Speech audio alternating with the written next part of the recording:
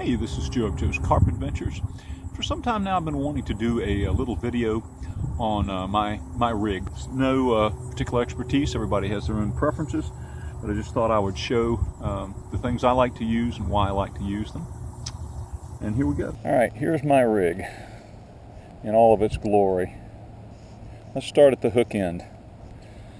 For puffs and for beads, I use these little hooks that were recommended by Josh Vickers of Carp, Cats, Baits, Tips, and Tricks YouTube channel. They're Fairyland Carp hooks, TFSG-H.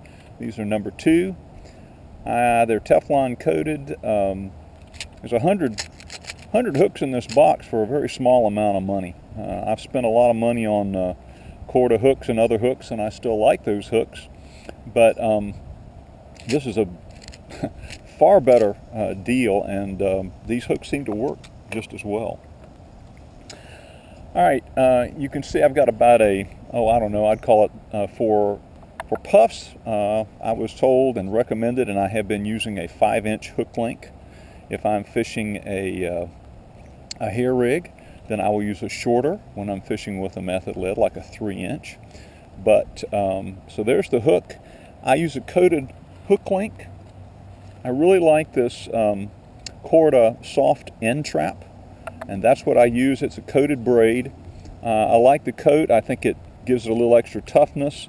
It seems to help it stand out and prevent tangles, and I've been using it for a long time, and I really like it.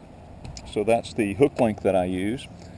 Next, you'll notice this method lead, and this is an ESP Mega Method feeder. These are my favorite. They come in a variety of weights. I like the 3.5 ounce on the belief that more weight sets the hook better when the carp bolts, and they have these fins that are useful for packing your pack bait around.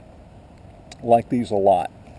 Alright, for this part right here, this is my rig tubing, and I use this to protect the line and to protect the fish at the area where there's likely to be the most friction. What I have been using is another Corda product, Dark Matter, and it's a sinking. It sinks to the bottom. It comes in several different colors. I happen to have silt, but they have sand, and they have at least one other color as well. And so that's the purpose of that. Finally, I encountered a problem in my fishing where my rig tubing was working its way up the line during the fight, and then some 10 feet away or 20 feet away from the fish, I've got this chunk of rig tubing trying to come up in my eyelet, and of course if it gets to my reel, I can't reel any further. I can't reel that on the reel very well. So in order to solve that problem, my first attempt was to use a split shot, but the split shot seemed to get knocked off with every capture, and I always worried that the split shot was damaging my line when I pinched it on. So I came up with another solution. I've got these, you might be able to see it right there if I get close. It's a little float stop is what it is, a little rubber float stop. They come in these, again, you can buy these a couple of bucks for 1,000 of them off eBay or somewhere. They come on these little things. You thread the line through the ring and slot and thread it on. And again, these are incredibly inexpensive, and I'll never use these in my lifetime, this little supply here. And that keeps the rig tubing from sliding back up the line, doesn't damage the line, neat and clean. So that's my favorite rig. When I'm using a hair rig, my favorite rig is the multi-rig. And I'm not going to detail how to tie that here. You can look it up on the web. But it's a very versatile rig. It can be used to emulate a regular hair rig. It can be used to emulate a blowback rig. It can be used to emulate a D rig. Just a number of rigs, just by how you position the loop on the hook.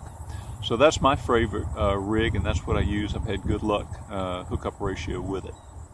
Final thing I want to show you today is this bag of beads. I've been fishing one of these on